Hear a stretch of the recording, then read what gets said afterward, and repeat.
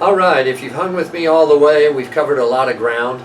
Under the big banner of church health, which is what we want, doesn't matter if we're big or small or rich or poor or whatever, it matters that we're healthy.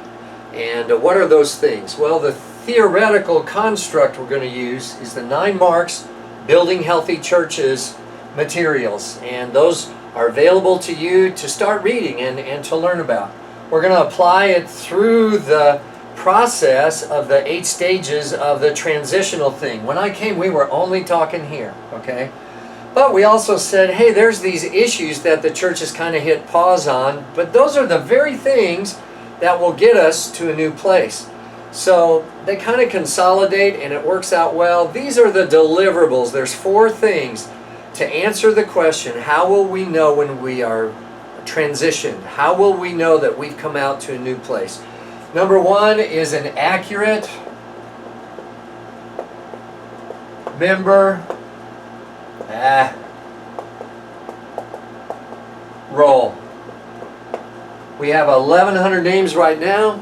Don't know really who belongs. We get 50 on a Sunday. Whoever comes to be your next pastor needs to know what size church this is and who exactly is he coming to minister to and what does the mission field look like. The second thing is the Constitution and bylaws. This is our church polity. How do we work together? And I'm not knocking what we had before. As I said back in October, the Spirit is wonderful, but so much has changed legally, so much has changed structurally. Like we need to put marriage and family things in. We need to talk about the use of the pavilion. A simple constitution with broad application and then focused bylaws that are regularly updated. These haven't been touched since 2001. We need to know what kind of church we're going to run. Third thing is what I'm calling a leadership council. We don't have workers because we haven't been training workers. We don't have people ready to be deacons because we haven't been training deacons. In fact, we've let the people that were the candidates for that have all kind of frittered away.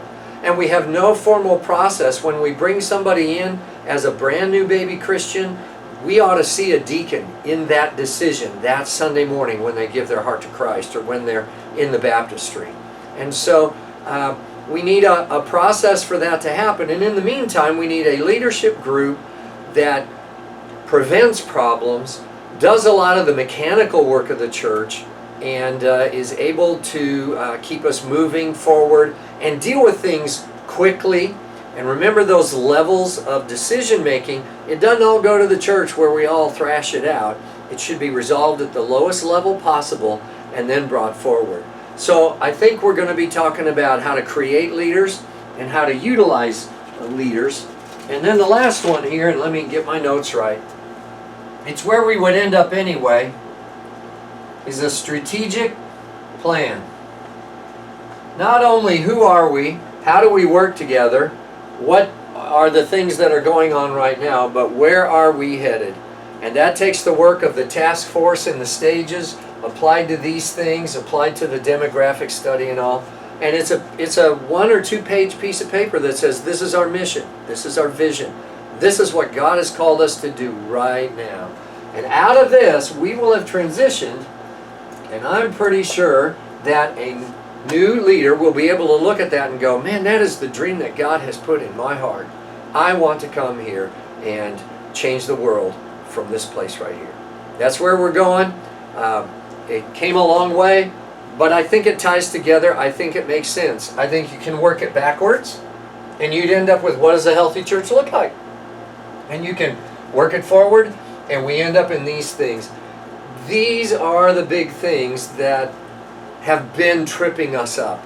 Let's go after those together in a spirit of love and unity and see how God will guide us forward in the days ahead. Hey, you've been heroes. I appreciate you watching these videos. Very amateur, very homemade, and even today, Terry called this my farmer shirt, which was okay. So thank you for your time, and we'll pray about this together and talk about it in person very soon. God bless.